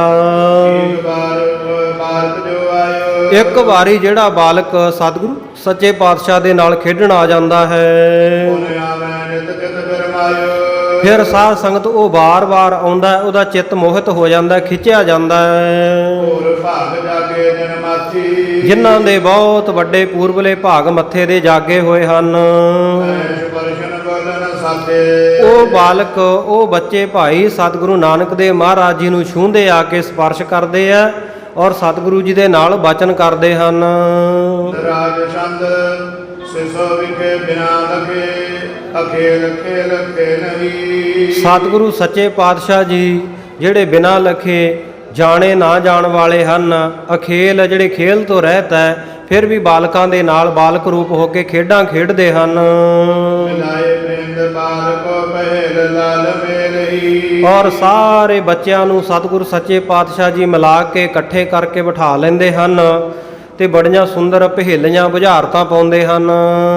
ਧਰਾ ਸਰੀਰ ਹੇਤ ਦੰਭ ਮਾਨ ਕੋ ਨਿਕੰਦਨਾ, ਔਰ ਸਤਿਗੁਰੂ ਸੱਚੇ ਪਾਤਸ਼ਾਹ ਜੀ ਨੇ ਇਸ ਕਾਰਨ ਕਰਕੇ ਸਰੀਰ ਧਾਰਨ ਕੀਤਾ ਹੋਇਆ ਦੰਭ ਮਾਨ ਕੋ ਨਿਕੰਦਨਾ, ਜਿਹੜਾ ਕੋਈ ਦੰਭ ਪਖੰਡ ਹੈ ਉਹਨੂੰ ਦੂਰ ਕਰਨ ਵਾਸਤੇ ਔਰ ਮਾਨੀਆਂ ਦਾ, ਹੰਕਾਰੀਆਂ ਦਾ ਹੰਕਾਰ ਦੂਰ ਕਰਨ ਵਾਸਤੇ ਸਤਿਗੁਰੂ ਸੱਚੇ ਪਾਤਸ਼ਾਹ ਜੀ ਨੇ ਸਰੀਰ ਧਾਰਨ ਕੀਤਾ ਹੈ। ਸੰਤੋਖ ਸਿੰਘ ਬੰਦ ਦੋਪਰੀ ਮੁਕੰਦ ਬੰਦਨਾ, ਇਉਂ ਭਾਈ ਸੰਤੋਖ ਸਿੰਘ ਜੀ ਕਹਿੰਦੇ, ਮੈਂ ਕਵੀ ਸੰਤੋਖ ਸਿੰਘ ਦੋਵੇਂ ਹੱਥ ਜੋੜ ਕੇ ਸਤਿਗੁਰੂ ਸੱਚੇ ਪਾਤਸ਼ਾਹ ਜੀ ਨੂੰ ਜਿਹੜੇ ਮੁਕਤੀ ਦੇ ਦਾਤੇ ਹਨ ਬੰਦਨਾ ਕਰਦਾ ਹਾਂ।